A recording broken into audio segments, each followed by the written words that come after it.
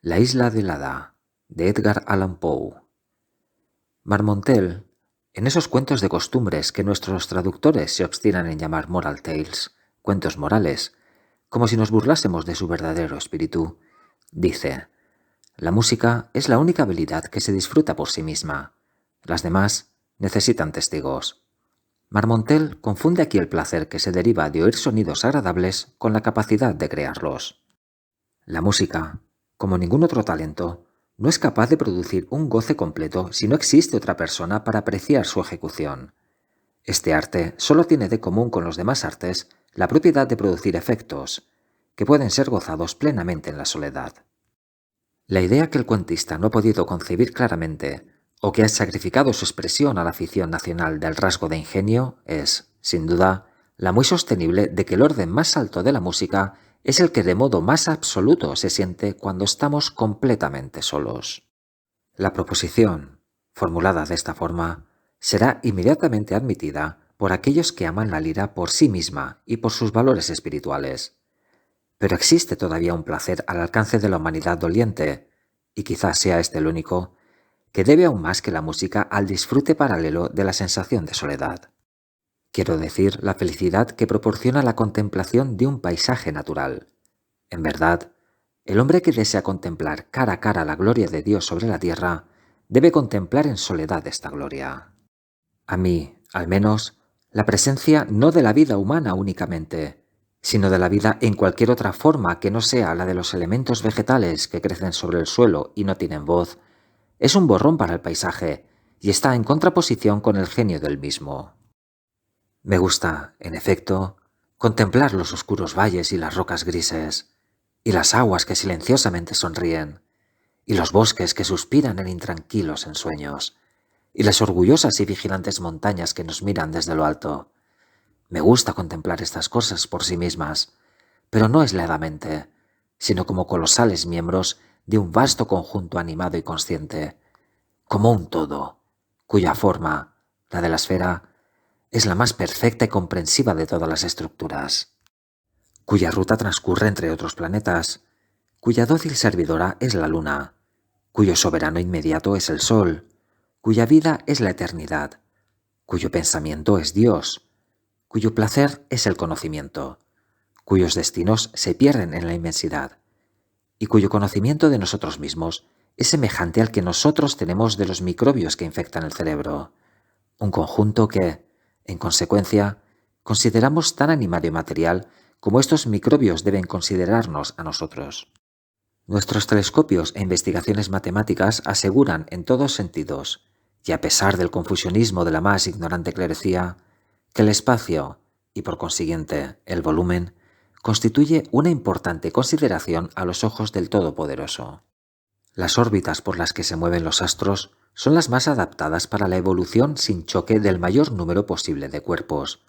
Las formas de estos cuerpos están exactamente dispuestas de manera que una superficie determinada pueda contener la mayor cantidad de materia, y están dispuestas para acomodar una población más densa de la que hubiesen podido acomodar si hubiesen estado dispuestas de otro modo.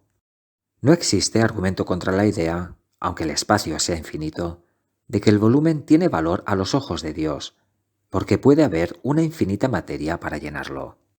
Y puesto que vemos claramente que el dotar a la materia de vitalidad es un principio, y por lo que podemos juzgar, el principal de todos en las operaciones de la divinidad, carecería de toda lógica el imaginar a Dios confinado en las regiones de lo minúsculo, donde diariamente se nos revela, y no extenderse a las regiones de lo majestuoso. Cuando describimos círculos dentro de círculos sin fin, evolucionando todos alrededor de uno, único y distante, que es la cabeza de Dios, no podemos suponer analógicamente que del mismo modo hay una vida dentro de otra, la menor dentro de la mayor, y todo dentro del Espíritu Divino. En resumen, que erramos fatalmente por un efecto de autoestimación, cuando creemos que el hombre, en sus destinos temporales o futuros, es más importante que el universo, que aquel enorme légamo del valle que cultiva y desprecia, y al que niega la existencia de un alma por la sola razón, y sin que tenga otra más profunda, que la de no verla en acción. Estas fantasías, y otras del mismo estilo, Siempre han dado a mis meditaciones entre las montañas y las selvas, por los ríos y el océano, un tinte de lo que la gente corriente no dejaría de considerar fantástico. Mis vagabundeos por tales escenarios naturales han sido muchos, de largo alcance y de ordinarios solitarios, y el interés con que he errado por un valle profundo o contemplado el cielo reflejado en numerosos y brillantes lagos ha sido un interés grandemente aumentado por el pensamiento de que yo estaba perdido y lo observaba solo. ¿Qué charlatán francés fue el que dijo, refiriéndose al conocido trabajo de Zimmermann, que la verdad es muy bonita, pero es preciso que haya alguien que pueda decíroslo? El epigrama no se puede contradecir, pero tal necesidad es una cosa que no existe. Durante uno de mis paseos solitarios, en medio de una región muy distante, encerrada entre montañas, con tristes ríos y lagos melancólicos que serpenteaban o dormían, me hallé por casualidad ante un río en el que había una isla. Corría el frondoso mes de junio, y me tumbé sobre el césped, debajo de las ramas de un oloroso y desconocido arbusto, quedándome adormecido mientras contemplaba el paisaje. Sentí que aquella era la única forma en que podía hacerlo. Tal era el carácter fantasmagórico que ofrecía. Por todos lados, salvo en el oeste, donde el sol estaba casi a punto de ocultarse, se elevaban las murallas verdes del bosque. El pequeño río, que describía una curva muy cerrada en su curso, y de este modo se ocultaba inmediatamente a mi vista hacia el este, parecía que no podía salir de su prisión sino para ser absorbido por el follaje de los árboles, mientras que por el lado opuesto, así me pareció mientras yacía en el suelo, con la mirada hacia arriba, caía en el valle silenciosamente, y de forma continua una rica cascada dorada y purpúrea, lanzada por las fuentes del cielo, allí por donde se pone el sol. A mitad del camino, dentro de la pequeña perspectiva que alcanzaba mi mirada, reposaba en el seno de la corriente una pequeña isla circular, profundamente llena de verdor. Tan fundidas las riberas y las sombras que todo parecía suspendido en el aire. El agua cristalina era tan semejante a un espejo que era casi imposible decir en qué punto de la orilla esmeralda comenzaba su transparente dominio. Mi posición me permitía abarcar de una sola mirada las extremidades este y oeste de la isla, y observé en sus aspectos una diferencia singularmente marcada. La parte oeste era un radiante harén de floridas bellezas. Brillaba y enrojecía bajo la mirada del sol, y reía desmayadamente a través de sus flores. La hierba era corta, flexible y aromática, salpicada de asfódelos.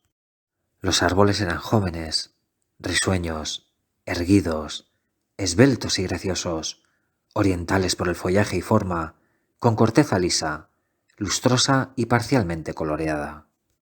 Por todas partes parecía flotar un sentimiento de felicidad y vida, y aunque no soplaba viento alguno, todo se movía, agitado por el suave balanceo de incontables mariposas, a las que podía confundirse con tulipanes alados. El otro extremo de la isla, el oriental, estaba sumido en una sombría negrura. Una neblina de melancolía, todavía hermosa y reposada, envolvía todas las cosas.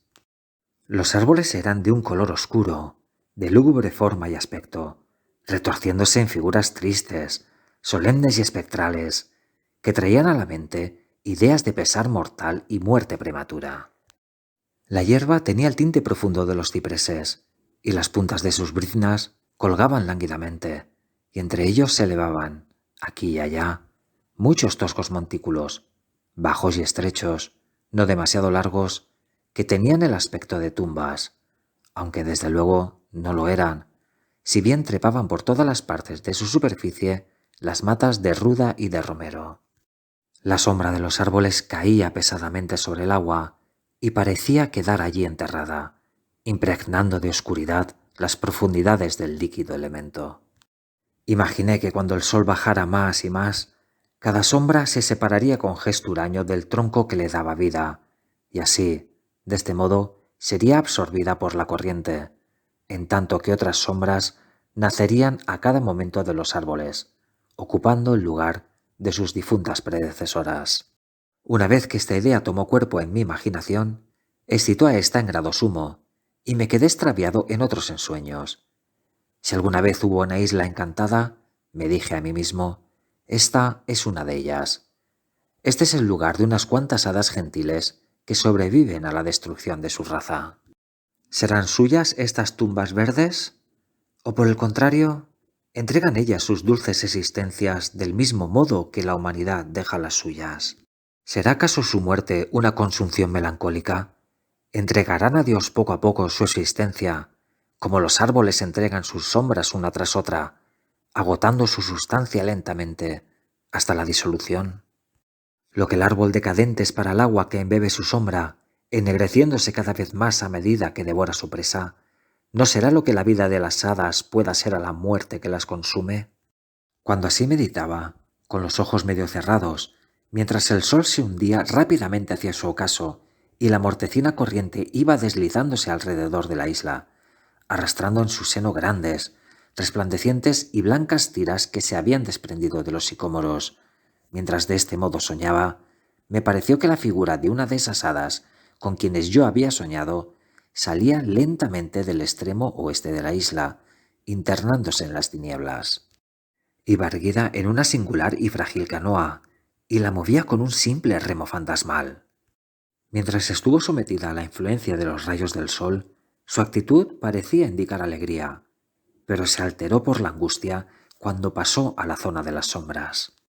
Lentamente fue deslizándose, y al final rodeó la isla y volvió a penetrar en la zona de luz.